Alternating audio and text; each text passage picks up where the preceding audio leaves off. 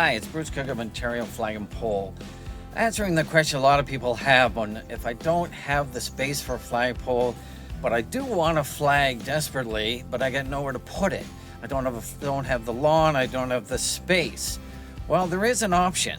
We call this our house bracket. This is the bracket it's an adjustable bracket, which means you can change the angle and everything. So you can do whatever you want. So it gives you some more flexibility straight up and all the way shifting to a 45, right? And even more like that. And then you have our pole, which is about a 5-foot rod.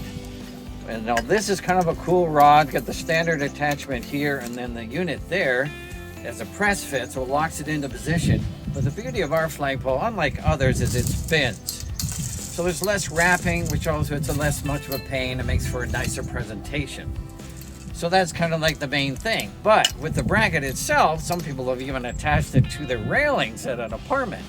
But mostly it's usually on a wood adapter where you attach it there and it'd stick out on a 45-degree on a nice little clean angle. So that would be the normal setup to make it simple for those that just want something simple at their home.